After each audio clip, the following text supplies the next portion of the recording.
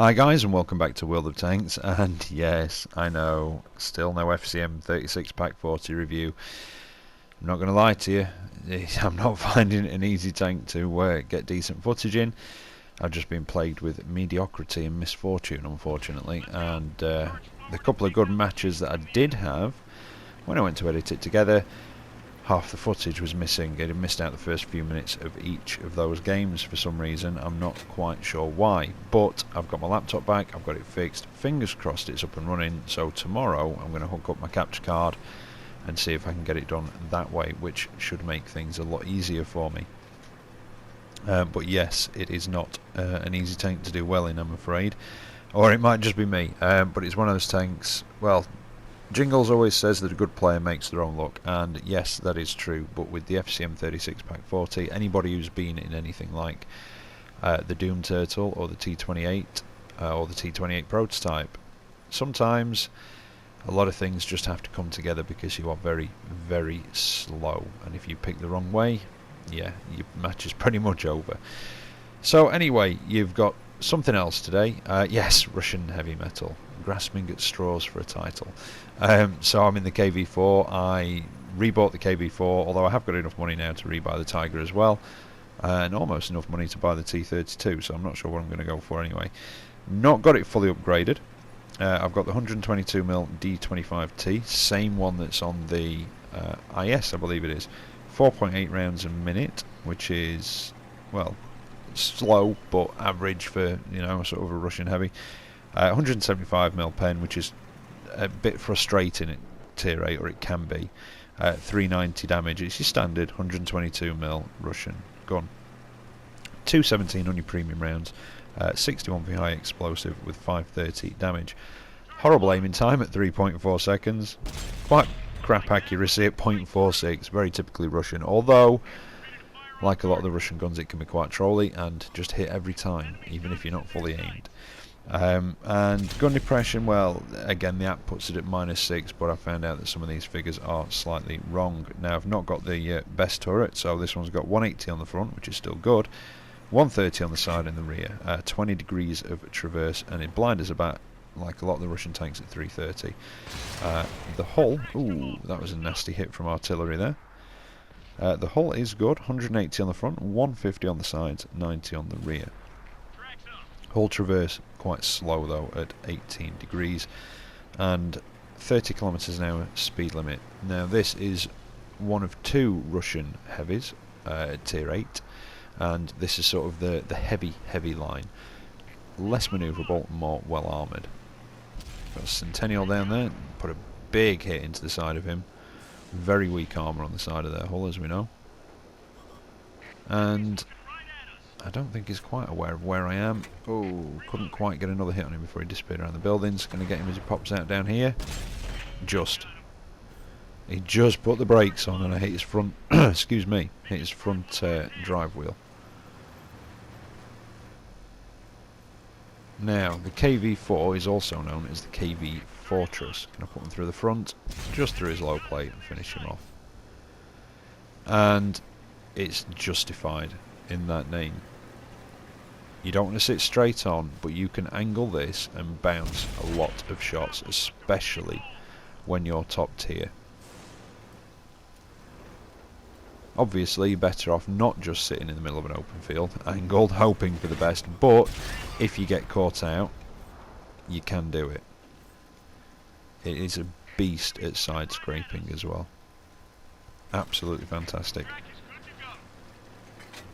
And I've now got the upgraded turret on it, which is a bit tougher as well, and it's you might have seen it, that's the one with that massive machine gun turret on top that's as big as some of the tier 2 turrets. Now one of the things you can do with this as well is you can angle it in such a way that it appears as though you're actually over angling it, and it can fool people into trying to go for your sides, but they're actually really tough and it just bounces off. But you do want the repair skill on this, definitely. Now there's that artillery that gave me that big hit earlier. In fact, most of my health I think went to him, if I remember rightly. I might be wrong on that. See if I can finish him off. Yeah, it just disappeared, but he's not going to be out of the way of that shot. And there you go, wasn't fully aimed, went exactly where I wanted it to. So, scores are pretty even. Oh, now I'm getting shot at. You see, this is the problem with the poor view range. So we've got a hammer across there. See, I'm taking hits in the side, but they're just bouncing. Got 3 kills down. And remember, this is an assault, so we've got to take the base or kill all of the enemy tanks within the time limit. And there's that hammer. Put one through his front, wait for my tracks to come back up. Now, I don't even think the crew was quite 100% on this. I think they've got about half repair skill. But I can't remember if they were 100% on this or not. So it's an untrained crew, and I've got vents on it, and possibly a gun lane drive at this point, although I'm not sure if I'd put it on just yet.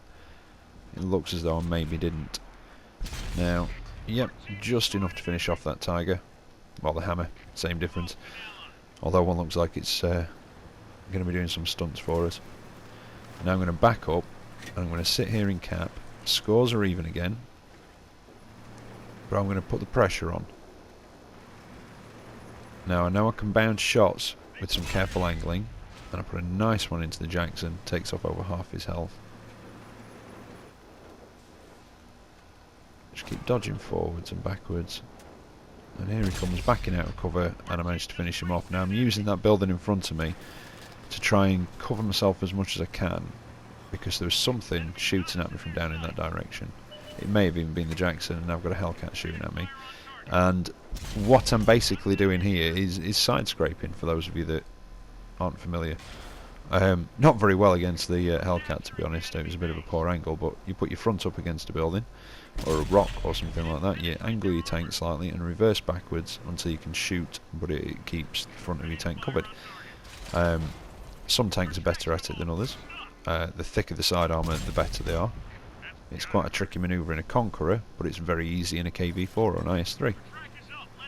Anyway, now we're starting to bring the scores back. There's just these two guys left, a Centennial and an M6 up there, and I've got some support coming in behind me, but I'm still going to try and cover the front of my tank as much as possible using this building for a bit of cover.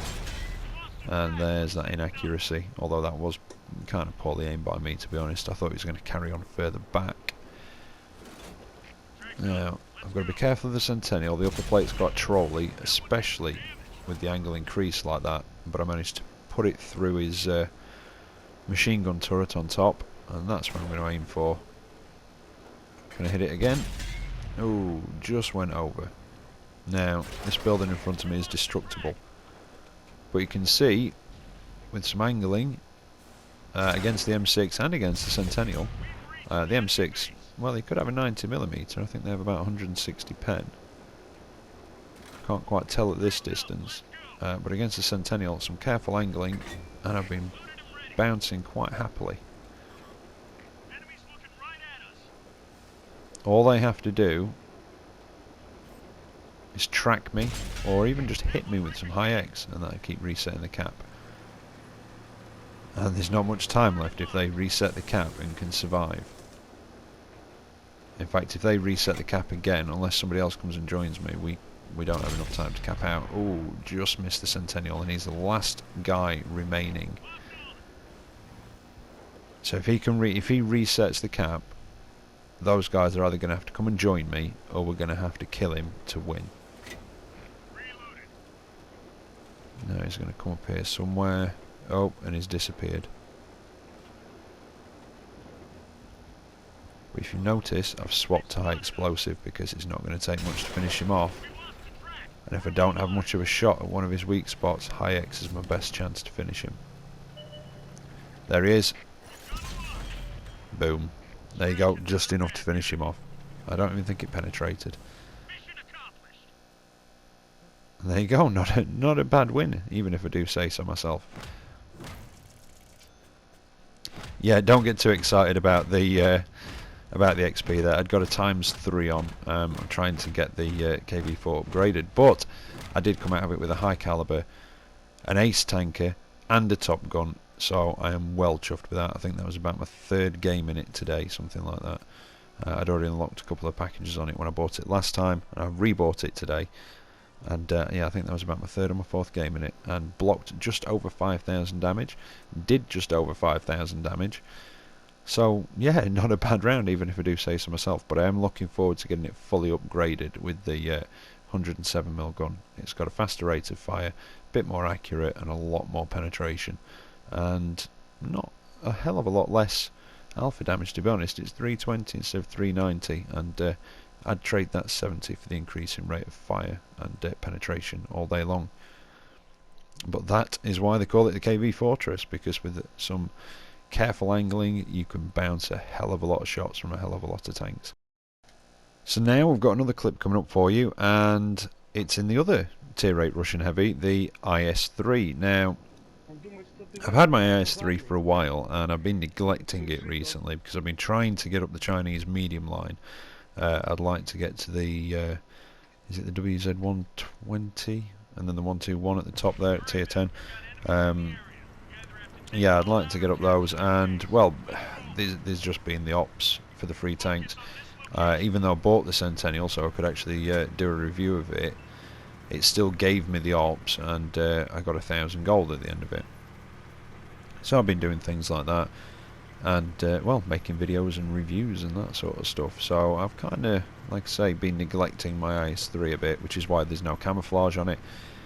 Took it out the other day, had a decent round in it and got my mark of excellence on it. I think I'm about 60,000 away from the T10, so not too far to go really. And I thought I'd take it out for a spin today and see how it went. And it wasn't a bad round, to be honest. I was a bit rusty at first, but yeah, it turned out well in the end, I think. Well, I think it did. I'll let you guys be the judge.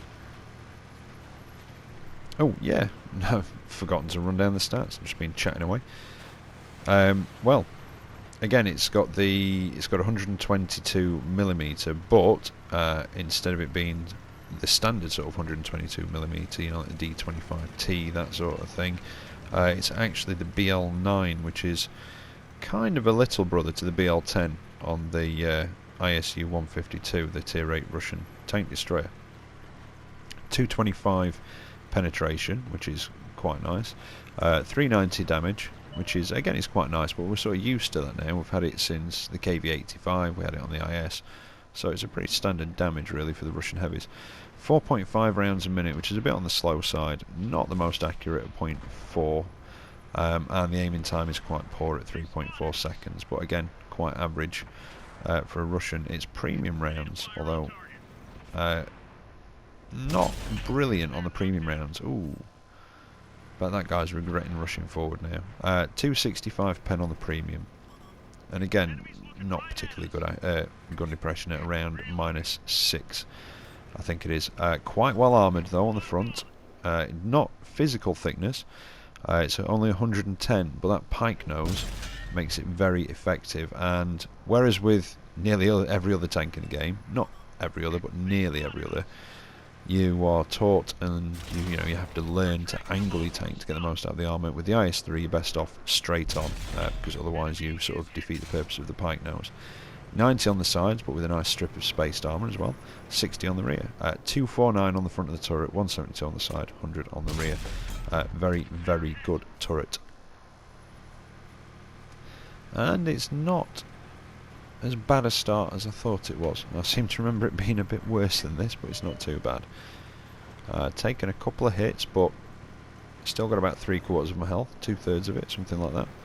Now I know there's something over here that was shooting at me, and if they're higher than you, you have to be careful, because again it flattens out the angle on the front of your armour so they can penetrate a bit easier. And just on top of the IS-3's turret, you might see it as I'm bobbing up over those bumps, there's like a rectangular square of metal that's bolted down just behind the gun as we're looking at it, and it's only about 20mm thick, and it's a weak spot, and if anything's above you it can shoot down into there or down into your weaker engine deck, so you have to be careful of that.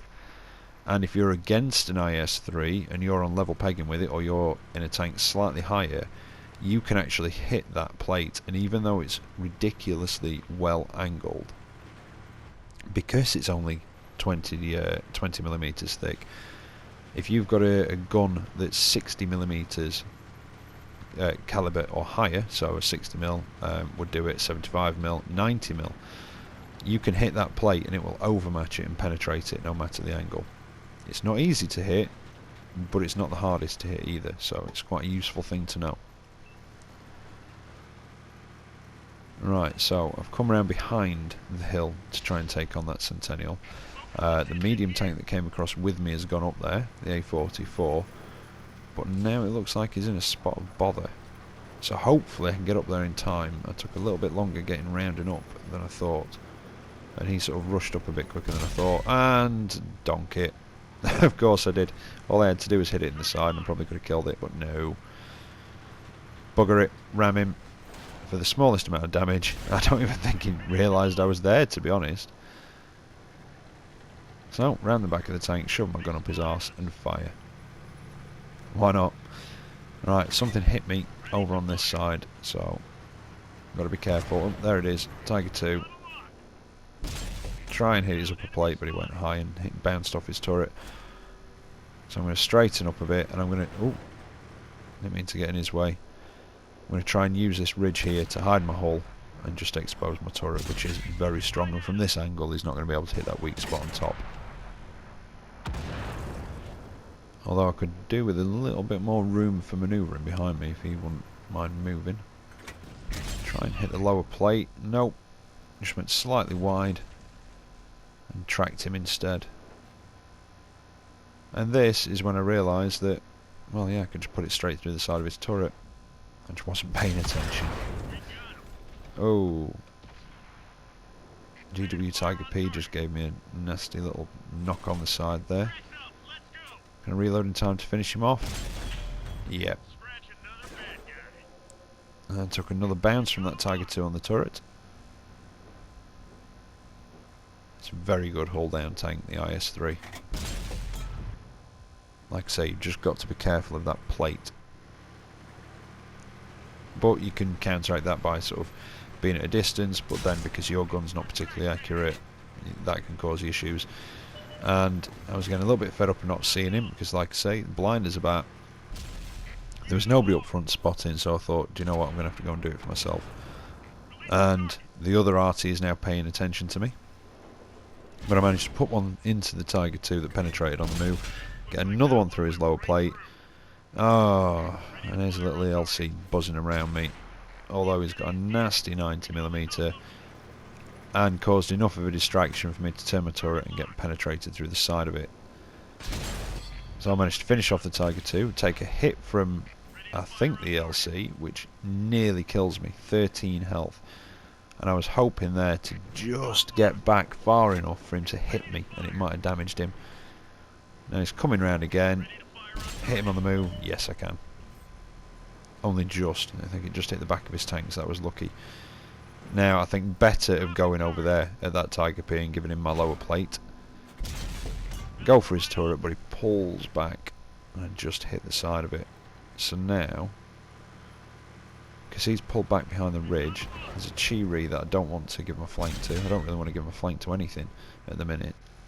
But I'm going to try and move over this way and flank round on that Tiger P using these ridges to hide my movement. And I managed to get one into that Chi-Ri on the way around. No, I didn't. There he is. I managed to get one into him there. And he's either not noticed me or he just doesn't want to have any part of it. And who can blame him? He's in a Chi-Ri against an IS-3. I think I'd be on the move as well. Managed to set the Tiger P on fire, but he's quick on the extinguisher. And somebody finishes him off, which is absolutely lovely. And I'm on a roll. Well, that's me balanced by artillery. And yeah. Well, I was on a roll. There was only RT left. And then I get rebalanced. Well, rebalanced? I get balanced, should I say.